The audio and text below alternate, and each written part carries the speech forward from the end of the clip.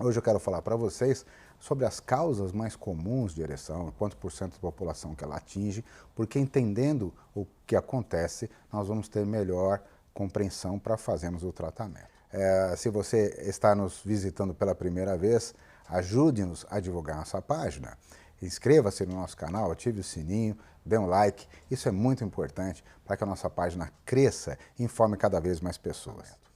A falta da qualidade de ereção significa conseguir pressão suficiente dentro dos corpos cavernosos, que são duas válvulas que promovem o sequestro e o armazenamento do sangue em altíssima pressão dentro dos corpos cavernosos. Para vocês terem uma ideia, a pressão arterial dentro dos corpos cavernosos numa ereção plena é 10 vezes o volume da pressão arterial normal de um ser humano. Quando ele consegue atingir esse nível de pressão 10 vezes maior do que a pressão arterial normal, você consegue estabelecer uma ereção plena, uma ereção que promova a possibilidade de ter penetração em um ato sexual masculino para realizar um ato sexual de qualidade.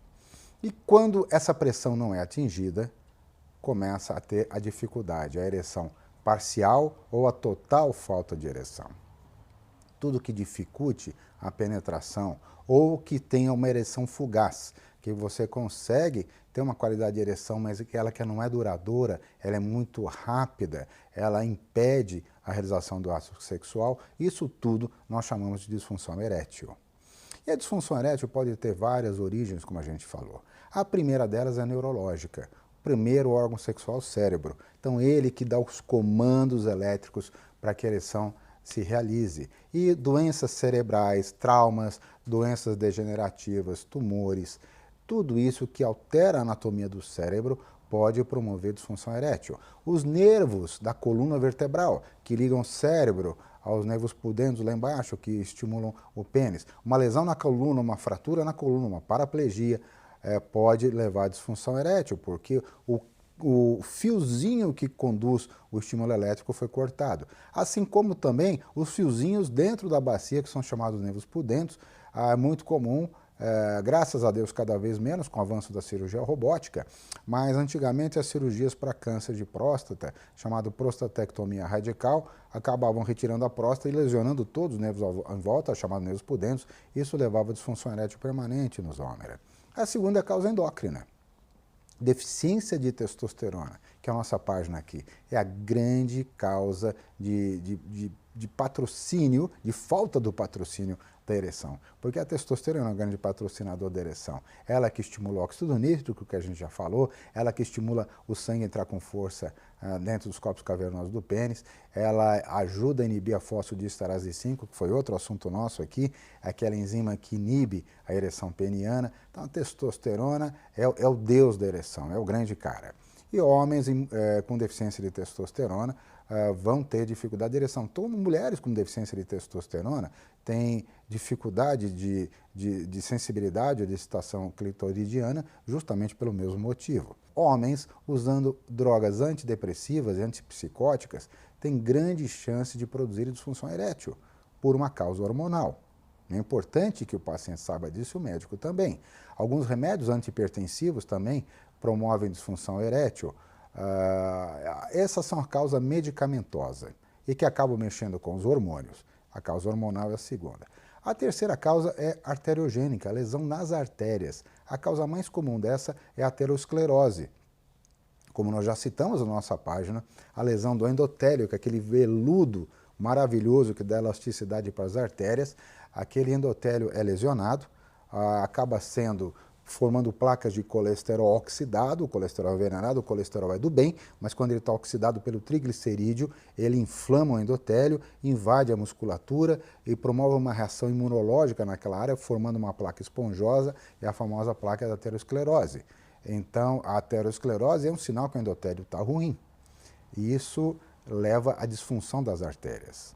Acontece que por deficiência de testosterona, geralmente, essas veiazinhas não conseguem serem totalmente obstruídas, não conseguem ser colabadas. É a mesma coisa que eu tampar um ralo, mas continuar vazando água para dentro do ralo e a água indo embora. Se você quer represar água e tampando um ralo, você não vai conseguir represar, porque esse ralo vai estar vazando, vai estar levando água embora e a água vai caindo e o volume de pressão naquela área vai diminuir.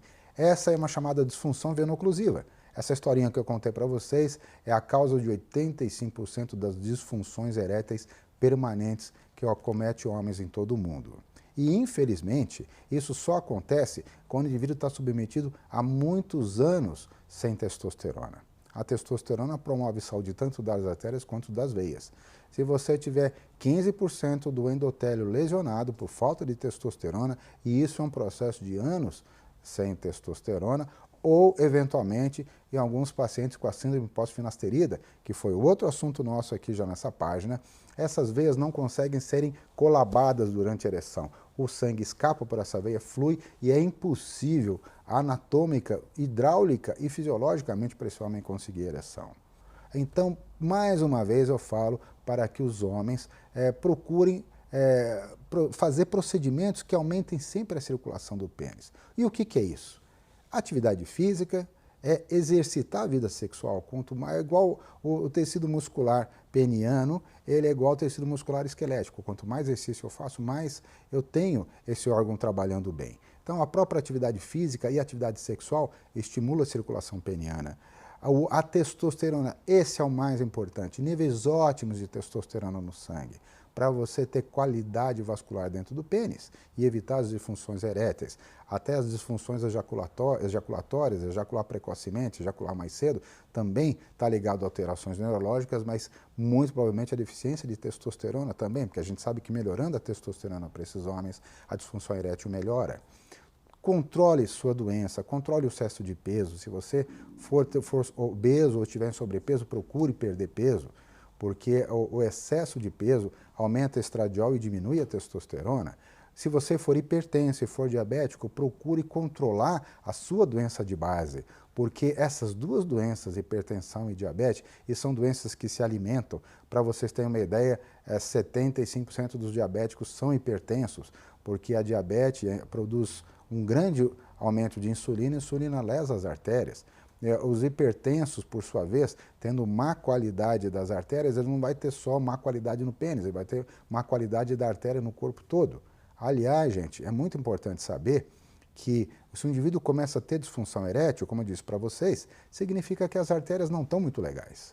E os trabalhos mostram que em 5 a 10 anos, depois de começar a ter disfunção erétil, esse indivíduo, se não tratado, ele vai manifestar a disfunção da coronária.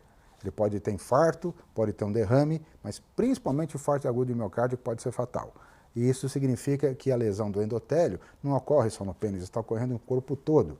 Mas a disfunção erétil é um sinal de alerta que avança e previne em 5 anos antes um aviso que esse indivíduo vai ter problemas coronários.